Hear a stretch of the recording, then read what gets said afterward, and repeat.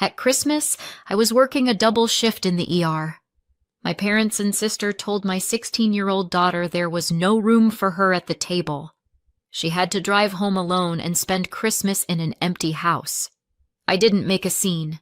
I took action instead. The next morning, my parents found a letter at their door and started screaming. On Christmas Eve, I got home around 11:45 at night, dead on my feet. I'd done compressions on a man who insisted he was just tired. He was also blue. That kind of shift. So when I saw Abby's boots by the door, my first thought was, someone's bleeding. Then I saw her coat slumped on the armrest, her overnight bag still zipped, and her curled up on the couch in that tight, awkward sleep position like she didn't trust the furniture. I stood there, waiting for the logic to catch up. She was supposed to be at my parents'. Overnight. Tradition. She begged to drive herself. Just once. Newly licensed and proud of it. She even left early to be extra polite. My husband and I were both working late shifts, so the plan made sense. Until it didn't. "Abby?" I said softly. She opened her eyes instantly, like she hadn't really been sleeping. "Hey, why are you here?" She sat up slowly, shrugged. "They said there wasn't room." I blinked. "Room where?" "At the table." Her voice cracked halfway through. She tried to cover it with another shrug. Didn't work. "They said they weren't expecting me." That there were too many people already. Grandma said she couldn't just pull up another chair last minute. She looked stressed, like I was adding to her load. "You got there on time, though." "Yeah, right on time." She opened the door and just looked surprised, like I'd shown up for the wrong holiday. She paused. Then she said there wasn't a bed left either. There it was, the backup excuse. She said they didn't want me driving back late, but also didn't know where else to put me. So, I left. "Did anyone offer to drive you home?" "Nope." I stared at her. "Did they at least let you eat?" Another shrug. "The table was packed." Lily was in my usual seat. Grandpa was talking to her like she was royalty. No one looked at me. Then Grandma said, "It's just a full house this year," and Aunt Janelle nodded. "So, I left." She glanced at the table and added, "I made toast." I turned and saw it. A single slice on a paper towel, cold and slightly bent. Half a banana next to it. That was her Christmas dinner. I felt something coil in my chest. Not anger, not yet. Just that cold, glassy feeling right before the shatter. "I wasn't hungry anyway," she said. "Not really." That's when her eyes started to fill. She fought it. God, she tried. Looked up. Blinked hard. Bit her lip like she could chew her way out of the emotion. "They made it seem like I'd imposed," she whispered. "Like showing up, after it was planned, was rude." And then she cried. Quiet and slow. Like a faucet you can't quite turn off. "I was going to bring a pie," she added. "But I thought they'd have enough food already." I sat next to her, put my arm around her shoulders. She leaned in without hesitation, like she'd been holding herself up out of spite. After a while, she wiped her nose on her sleeve. "I know they don't like you," she said, "but I thought—" She cut herself off. "You thought you were just the kid." "Not part of it." She nodded. "They didn't even say it meanly," she added. "Just like it was a practical problem, like I was a folding chair they didn't have space for." I didn't go to bed right away. I sat in the kitchen, looking at her bag, still zipped. She'd packed it so carefully, picked out the sweater my mom said she liked, brought a little tin of cookies she made herself. I opened the fridge. There was nothing special in there. We hadn't planned a backup Christmas. Why would we? We trusted them. That's the part I couldn't get over. Not the cold cheese toast or the lack of food. Not even that she drove home alone in the dark. It's that they looked her in the eyes, this sweet, awkward, brave girl who showed up on time with cookies and a smile, and told her, with 28 people inside, "There's no room for you." They didn't mean no space. They meant, not you. The next morning, my husband got home. Abby was still asleep. I told him what happened. He stood there for a long moment, then said, "So what do we do now?" I didn't answer. Not yet. But I already knew. Because there's turning the other cheek, and then there's turning away a 16-year-old who just wanted to be included. And they chose the latter. I didn't make a scene. I did this instead. 2 weeks later, my parents got a letter and started screaming. I don't remember the first time I got called the weird one, probably before I knew what the word meant. When I was 6, I found a dead bird and asked if I could dissect it. Not to be creepy, I just wanted to understand how it worked. My mom slapped the kitchen counter and said, "Jesus, Kate, what's wrong with you?" My sister Janelle screamed and told everyone I was trying to build a zombie. I got grounded for scaring her. That kind of set the tone.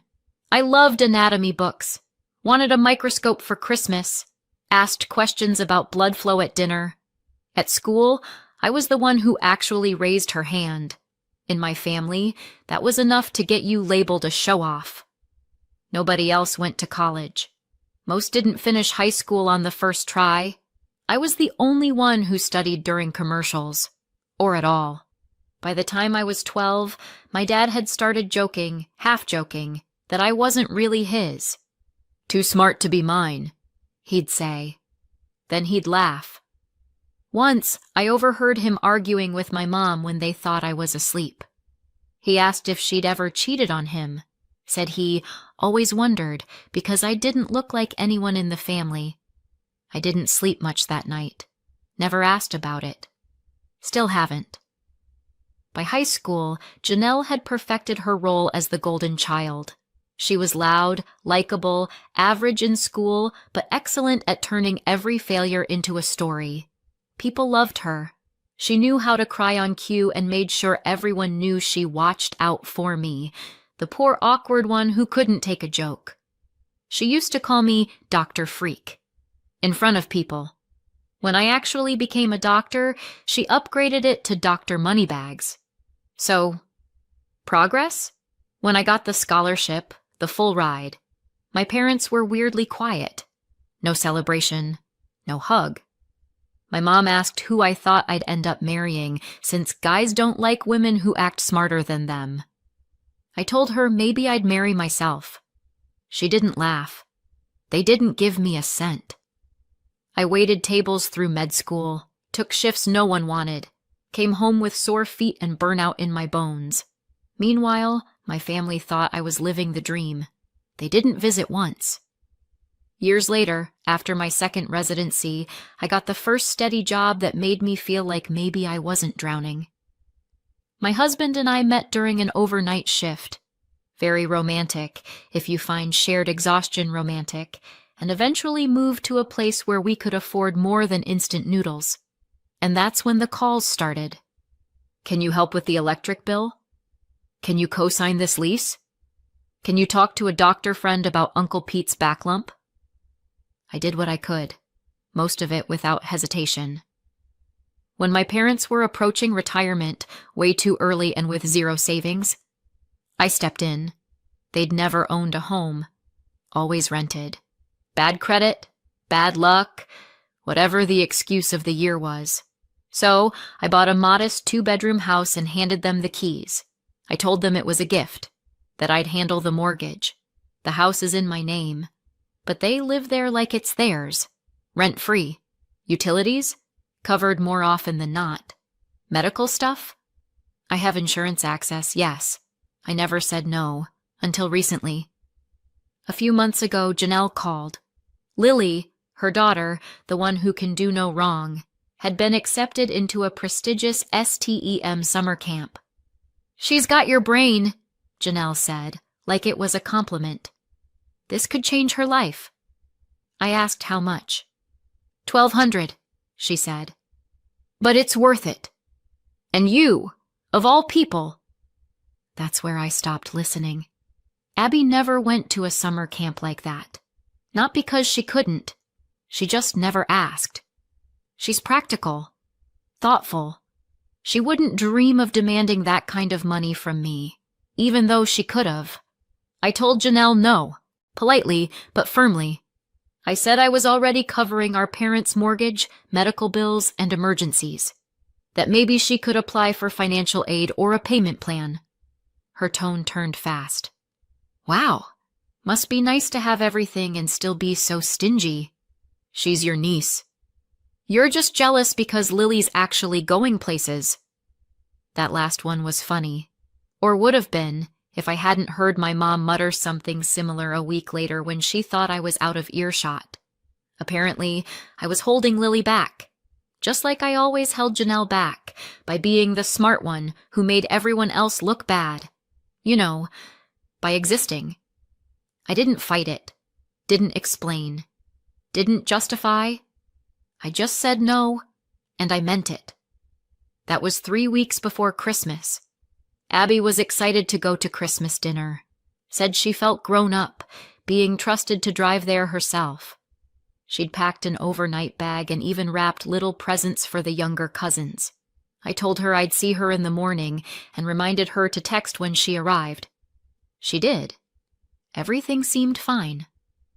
Hours later, I stepped through our front door and discovered Fine had apparently been canceled. Abby looked up from the couch with a wobbly smile that said, "Please pretend this isn't a disaster." She told me, in the smallest voice, that Grandma had murmured no space at the table or anywhere else, even though she'd counted 28 chairs in use. A math problem with only one variable. Her. I listened. I let her explanation thud around the room like a dropped suitcase. Then I wrapped my arms around her and let the quiet do the talking. She fell asleep still wearing the sweater she'd picked out to impress them. When the house finally settled, I sat alone in the kitchen, staring at the spot where her Christmas dinner should have been. I replayed every mortgage payment, every utility bill, every "just this once, Katie" that had become forever. They hadn't run out of room.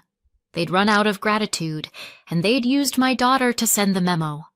That was the moment the switch flipped. No more explanations. No more polite negotiations. I didn't even bother deciding if I'd act, only how soon. We didn't speak much on the drive over. My husband sat beside me in silence, his hand resting lightly on my knee like a grounding wire. Not comforting exactly, just solid, present. That was enough. The morning after Christmas always has that weird, fuzzy quiet, like the world still hung over on sugar and wrapping paper. I was just hoping the house would be empty. It wasn't. There were still 2 extra cars in the driveway. I recognized one as Janelle's. The other probably belonged to whatever cousin had stayed late for leftovers. We got out. I held the envelope tight. I hadn't slept. The shift, the scene with Abby, the cold dinner tray on the counter that still hadn't been cleaned up. It was all humming in the back of my brain like a blown fuse. I rang the bell, waited. No one came. I rang again, knocked. Nothing. "Let's just leave it," my husband said gently. I stood there a second longer, then nodded. We walked back toward the car. I tucked the envelope carefully against the door frame where it wouldn't blow away. I was opening the driver's side door when I heard it, the creak of the screen, a slippered footstep. I turned.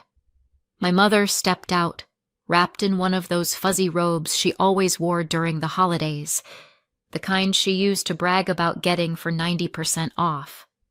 She bent down, picked up the envelope, opened it, and started reading. Her face went blank, then pale. Then she screamed, "Frank!" Her voice cracked like a snapped wire. "Frank! Get out here! She's throwing us out! My dad appeared at the door in yesterday's clothes. What the hell? Janelle followed, still in her Christmas pajamas, clutching a mug like she thought this was going to be a cozy morning. What's going on? My mom turned and pointed down the driveway like I was a stray animal that had just pissed on her porch. You ungrateful little... We got in the car and pulled away before I could catch the full sentence. Didn't matter. I knew the greatest hits. By the time we got home, my phone was already buzzing. I ignored it. Then it buzzed again. And again. The 6th time I picked up. How dare you! My mom shrieked. No hello. No pause. Not even a fake concern for Abby. You've lost your damn mind! I held the phone away from my ear. I could still hear my dad yelling in the background. If you do this, you're no daughter of ours, he bellowed. They didn't ask why. They didn't ask what happened. They didn't even mention Abby. Not once. I hung up. They kept calling. Janelle started texting. I think one message actually said, "This is going to ruin your reputation.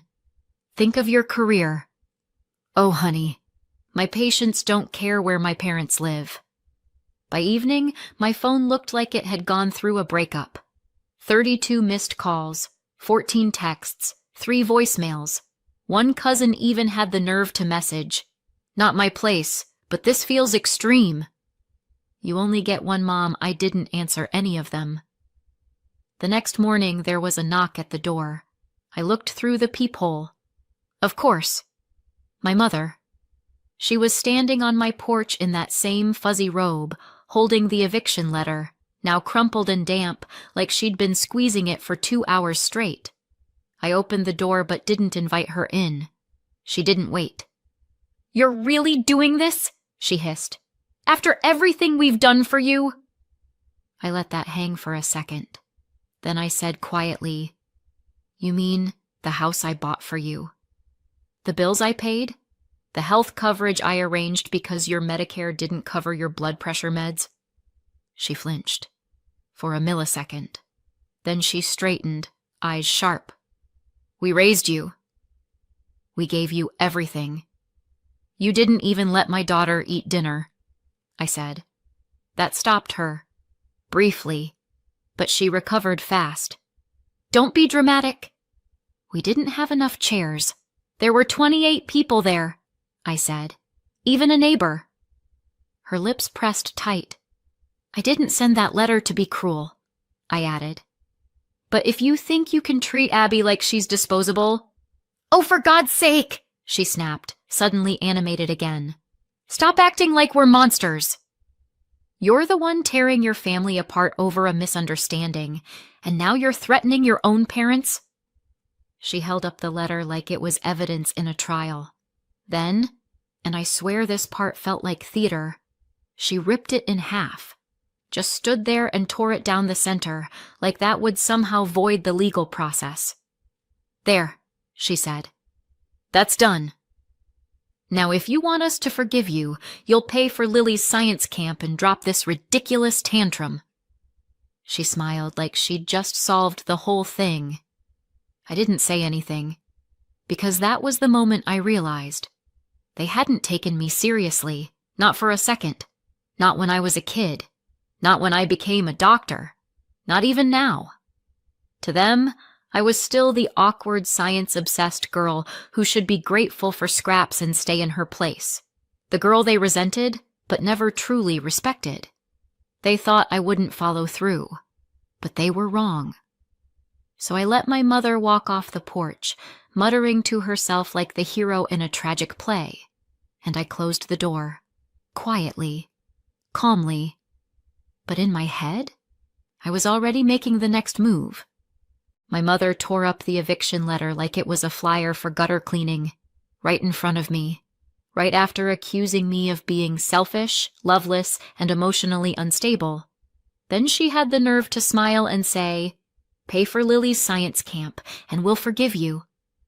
She said, "We'll forgive you," like they were the victims, like turning away my daughter at Christmas was some sort of lapse in etiquette instead of cruelty. 2 mornings later, I met with a lawyer. I laid everything out. The house in my name, the mortgage I'd been paying for 7 years, the bills, the dental plan, the quiet sacrifices. He didn't flinch.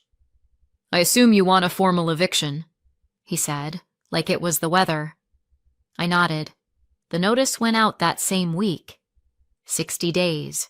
Legal, paper stamped, signature required.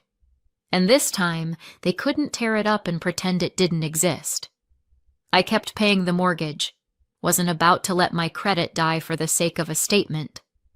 But everything else? Gone. Utilities, cable, medical reimbursements. They got a crash course in what no support actually looks like. 2 weeks later, someone knocked on my door. It was Aunt Elaine, the good aunt. Or so I'd thought. She had a tin of cookies and a rehearsed look of concern. "Kate," she said, "I just want to talk." I let her in. I already knew why she was there. We sat in the kitchen. I poured tea. Neither of us touched it. "It just doesn't sound like you," she started. There it was. "Throwing out your parents over a misunderstanding?" she added gently. I laughed once. Not kindly. I told her about the house, the bills, the Christmas Eve betrayal, how my parents had made room for 28 people, including a neighbor and 2 cousins I hadn't spoken to in a decade, but not their own granddaughter. Aunt Elaine paled. "I didn't know," she said. "They didn't tell you," I corrected. She left like someone who couldn't unhear what they'd heard. 3 days later, I got a text. "I didn't understand before." I do now. 1 week before the deadline, my lawyer called. "They haven't moved." "At all," he said. "Then we proceed," I replied. I listed the house that same day, set a fair price, not high. I wasn't trying to squeeze value. I just wanted it over. A buyer made an offer fast. Families love that area. They just wanted it empty. "Vacant possession required," my agent reminded me. "Noted," I said. I didn't go the day they were removed. The new owners took care of it through legal channels. I heard it wasn't pretty, but what came next wasn't better. Janelle took them in. Of course she did. My sister always liked to cosplay the better daughter. She gave interviews to cousins like it was a press tour. "She's abandoning them," she said. All because of one holiday mishap. 3 weeks later, she was on my doorstep, eyes bloodshot, hair in a frizzed bun. "I can't do it," she said, without even saying hello. "They're fighting constantly." Mom thinks the living room's too small. Dad says my kids are noisy. They refuse to share a bathroom. I'm going insane. I leaned on the doorframe, arms crossed. "They need a rental," she said. "You could at least help with that. Just enough for a deposit." "No!" "Kate." You watched her get turned away on Christmas Eve and just stood there. That was your choice. This is mine. She blinked, then turned and walked away. A week later, she kicked them out too. They landed in a rental no one would brag about. 2 rooms, 1 heater. A front step that slanted like a shrug. Their pension barely covered rent and food. Gone were the vacations, the dinner parties, the cruise they'd been eyeing for their anniversary. They tried to call in sympathy from the extended family, claimed I'd cut them off without warning, that I was unstable, that I'd always been cold. But by then, I'd quietly spoken to the uncles and cousins, sent them copies of the bills I'd paid, forwarded the eviction letter, time-stamped and certified. One cousin just replied with, "Wow." Another sent a thumbs-up emoji. The family wasn't rushing to save them. And neither was I. 2 months later, Abby and I were sitting on the porch, sipping iced tea. No plans, no performance. Just a quiet afternoon. She said, "I don't miss them, you know." I didn't either. My phone buzzed. Unknown number. I opened it, reflexively. Hope you're proud of what you've done. I deleted it. No pause. No breath. They'll probably text again, Abby said casually. They always do, I said, but they're not my problem anymore. And they weren't. They said there was no room for Abby at the table. Now there's no room left in our lives for cruelty, control, or manipulation. Fast forward 2 years. They're still in that crumbling rental, still blaming everyone but themselves. Abby's thriving now. She's studying what she loves, and the money from the house sale covered more than just tuition. It bought her peace. And me? A little bit of closure. I don't answer their calls. I don't send money. I don't lose sleep. I protected my daughter. I chose her. Finally. But tell me, did I go too far, or just far enough? Let me know in the comments. And if you want more stories like this, don't forget to subscribe and hit the bell.